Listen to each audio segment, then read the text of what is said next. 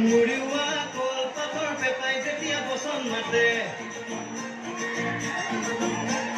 নেদেখা ফুটা তুলমী ৰাৱণ নামি আহে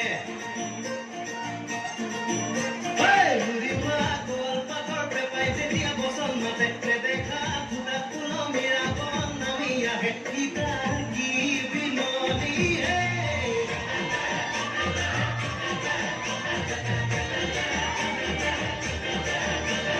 জড়িত তুলনি হনুমান পাৰ হয় সমুদ্ৰ ৰামে বুজবৰে ৰাৱণৰ সতে